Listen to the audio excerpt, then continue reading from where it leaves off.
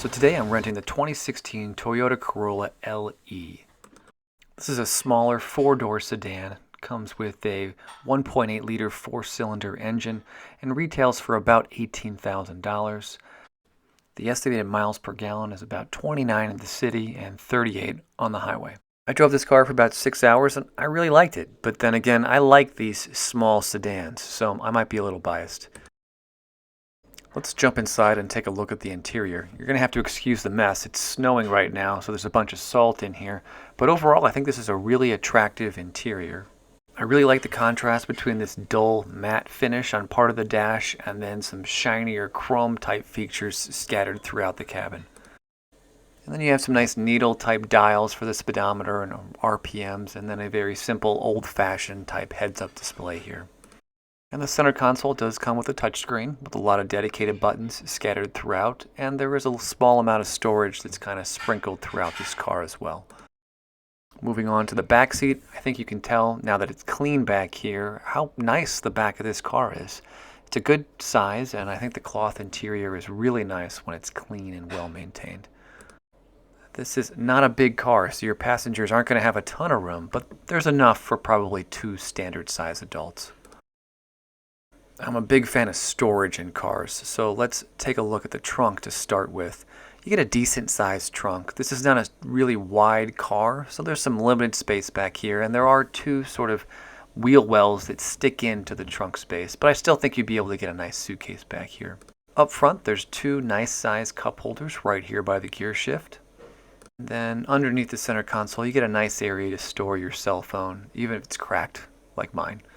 And the center armrest is kind of small, but it does have this nice removable tray on the top, and then a decent sized space below to store a couple of odds and ends. Shifting over to the glove box, I was actually kind of surprised to see how small this is. The door looks pretty sizable, but the actual space in here is pretty shallow. There's not a whole lot of room, but I'm sure you can probably cram in the basics like your owner's manual and your registration cards. Going back to the back seat, you do get four cup holders back here. There's two right here in the center armrest, and then there's two on the back of this center armrest unit in the front seat that kind of fold out nicely and kind of pop in place. Moving on to tech, don't get too excited because this is an $18,000 car. So your key fob has a standard key with a couple of buttons, lock and unlock and panic. And then you don't get a push button start here. It's an old-fashioned crank of the key. But you do get a couple of nice buttons on both sides of the steering wheel to interact with some of the entertainment features on this car. And a heads-up display. Although it's not very interesting, it does display some basic information to allow you to know what's going on with the vehicle. There is a touchscreen in the center of the center console. It's fairly large. It's pretty bright. Not the brightest out there, but it's easy to see. And then I like that you have some dedicated buttons on the left and right to interact with the unit. It makes it a little bit easier so you don't have to lean forward always to interact with the touchscreen. There are a couple of negatives here from a technology standpoint. You do get an old-fashioned parking brake, which I know isn't a deal breaker, but a lot of the new cars are shifting to more electronic controls. And the rearview mirror does not have an automatic dimmer or any sort of electronic buttons on it. It's just an old-fashioned mirror. You also don't get a sunglass holder, which I was kind of shocked with. But you do get two push-button lights at the top that are fairly easy to operate and illuminate the cabin pretty nicely. Below the center console, there's a power port right here, and then also a USB and audio in port. Notice that this car is fairly new, and the little tab that hangs over the USB port has already fallen off. And no blindside detection on your side mirrors. It's something that I really like, but I guess you can't expect from an $18,000 car. Comfort is pretty good in this car. The front seat is fairly comfortable. I drove for about 6 hours and felt good. The steering wheel does telescope in and out and adjusts up and down fairly easily. And then the driver's seat adjusts in the normal way. You don't get any lumbar support, and you have the old-fashioned sort of bar method to slide it forward and backwards.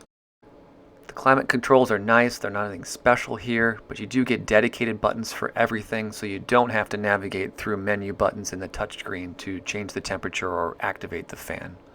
One thing I wasn't a big fan of is that there's this large handle here on the door, and the lock buttons are kind of hidden behind it. It's not super difficult to get to, but it is kind of annoying. But on a more positive note, the back seat has a lot of legroom. I'm 6 feet tall, and I had probably 6 inches to work with, which is pretty nice.